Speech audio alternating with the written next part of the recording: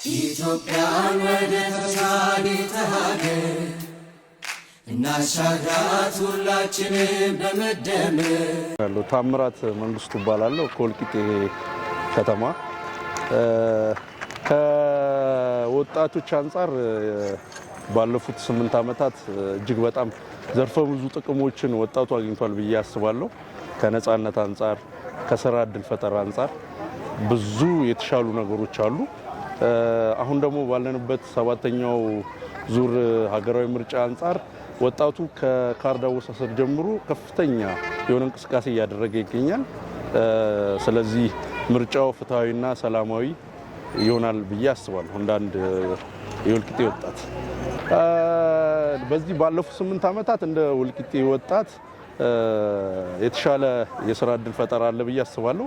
ከብድር አሰጣጥ ለወጣቶች ከብድር አሰጣጥ አንፃር በማደራጀት በተለያዩ በእንትኖች በእርባታ በወተት አስተዋጽኦች ምናምን የተሻለ የስራ እድል አለ ብዬ አስባለሁ ባለፉት 8 ዓመታት እና ጥሩ ነው። እንደ ወልቂጤ ብልጽግና ፓርቲያችን የምንደግፈው ለሴቶች ትልቅ አስተዋጽኦ የሚያደርግ ፓርቲ ነው።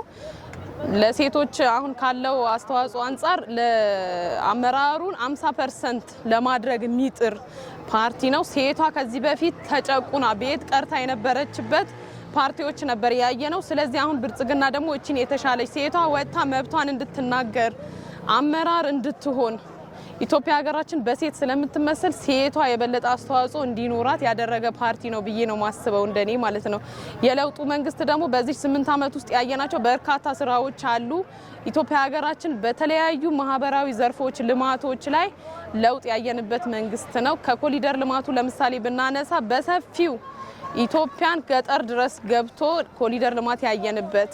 ይሄ ምርጫ ደግሞ ለየት የሚያደርገው እኛ በልጅነታችን እንኳን የህዳሴው ግድብ በልባችን ሁሌ እያዘንበት ያለንበትን ነገር እውን ያደረግንበት ምርጫ ነው። ይሄ ምርጫ ዘንድሮ ለየት የሚያደርገው የህዳሴው ግድባችንን እውን ባደረግንበት ማግስት ስለሚደረግ እኔ ብልጽግና ፓርቲያችንን ከፍ የሚልበት ለወደፊት የምንበለጽግበት ነው ብዬ ነው ማስበው። ብልጽግና እንደ ወልቂጤ እንደ ወጣት በግሌ ሳወራ ብልጽግና መምረጥ አማራጭ ያለው ኦፕሽን ያለው ነገር አይደለም ለኔ።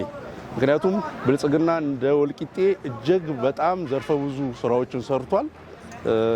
ካሁን በኋላም ከብልጽግና በደንብ የምንጠብቀው ነገር ስላለ እኛ አማራጭ የለንም፣ ብልጽግና ነው የምንመርጠው። እንደ ወልቂጤ ወጣት ከብልጽግና ጋር ወደፊት የተሻሉ አመታቶች እናሳልፋለን ብለን እናስባለን። አመሰግናለሁ። እዚህ ብልጽግናን መምረጥ ኢትዮጵያ ሀገራችንን የለውጡ ተካፋይ እንድትሆን ማድረግ ነው። ኢትዮጵያን ወደ ተምሳሌት ሀገር